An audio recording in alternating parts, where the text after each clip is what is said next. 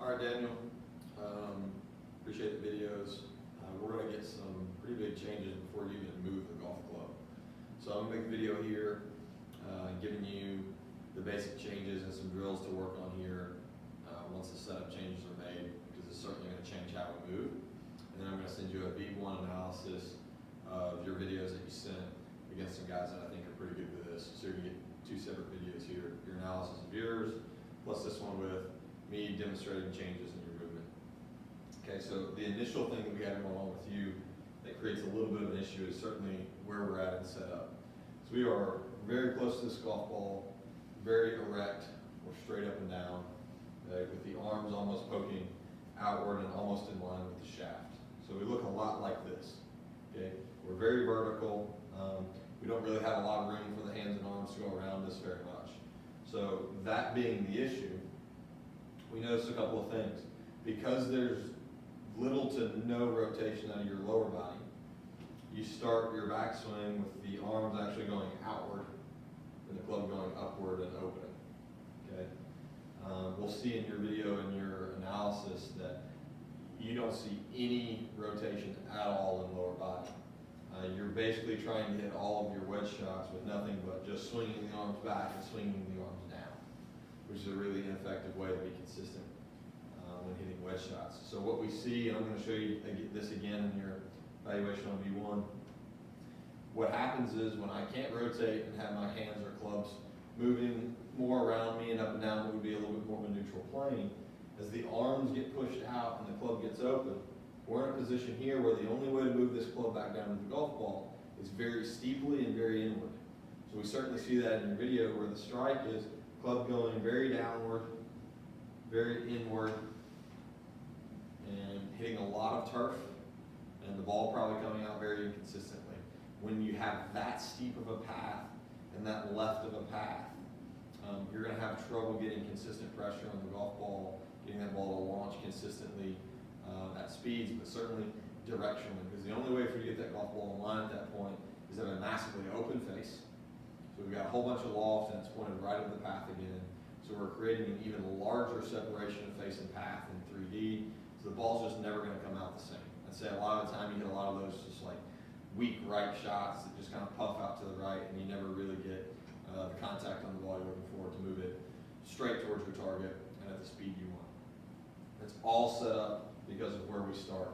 We're forcing our movement into arms going out, spinning the club open, and then moving it downward and inward way too much for normal shots. So what I'd say is we're going to look at a big setup change, and I'm going to define this in your V1 analysis too, so you'll have some lines and things to look at.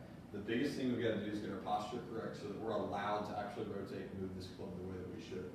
So instead of being very, very close to it, very, very tall with everything, like I said, down the line, kind of erect, forcing that movement, what we're going to want is actually a little space from the golf ball so that we can actually get a little hip hinge. So we're going to have that, our upper body is certainly going to be pointed more down. To accommodate that, I can't have locked out legs. I'm going to have some knee flex, which is excellent. Again, I'm going to define these things in your V1, but essentially what we're looking for is we're going to have a little more hip hinge, where we tilt it over from the pelvis. Okay, the legs are going to be a little more flexed instead of locked out and straight. What that does for me is now my arms are hanging underneath my shoulders freely. They can swing. They can swing around me as I start to rotate.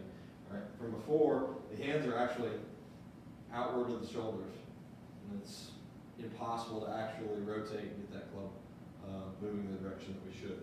So we've got a little bit of tilt forward, so that now as I start the backswing, these arms aren't forced outward.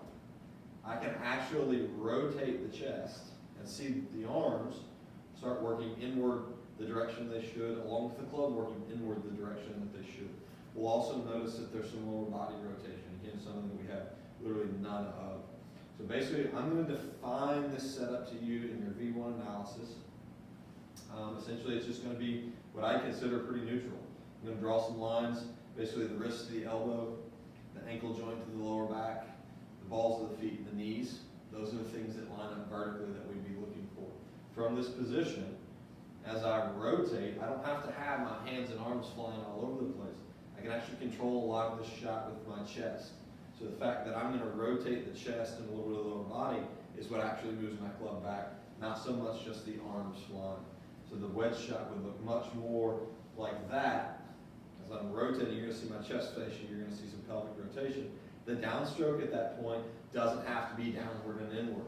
We actually have a chance at having a fairly neutral path with some amount of shallowness, instead of digging a lot of dirt going downward and inward. At this point, it's a lot easier to actually return loft to the golf ball, so we don't have to play the face wide open, which is going to give us a couple of things. Easier to start on the line, a little easier to predict the launch conditions that we're going to get out of that. So we don't even have to play the club faces open anymore. So from a neutral position where we can initiate and basically control the entire movement of the club with torso rotation and pelvic rotation, the arms and hands don't have that big of a job for our normal pitch shots. The downstroke at that point would be returning those rotations and being able to see what we're going to see most of our good pitchers with golf ball. We're going to see that club continuing on the plane that it should. We're going to see the club head maybe even outward of the hands versus your follow throughs now. We see that steeper and inward move, and we see the club head exiting very low and left. So we grab a towel for the drill that I'm going to have you do from your new setup position. We're going to force this chest to start rotating. So towel, anything like this, it's going to go under both armpits. Okay, and we would basically be hitting shots from a new setup position that we're going to define. We're going to see the chest is going to be forced to rotate to move that club. If I just swing the arms, we're going to see that fall right out from underneath the arms. So we're looking at seeing pitch shots hit with chest rotation both forward and backwards. And at that point, we start seeing the club work much more neutral. And we can change the lofts for that direction slightly for hitting different shots. But your basic shot, if you're going to get up and down 25% of the time, we've got to develop a go-to stock basic shot before we start talking about any of the fancy stuff. Huge problem with how much rotation we're not having and what that does in terms of what the arms and club have to do from there. So I'm going to send you this, and then your V1 presentation really defining the setup. And I'm going to actually want to see a video. I'm going to basically give you another lesson. I want to see that change, and then we can start talking about the changes in movement. But until that setup's a little bit more neutral, that's going to have a massive effect on movement. I'm going to have you do the setup change, do a few of these with the towel and the arms, then we're going to knock out some of the movement stuff.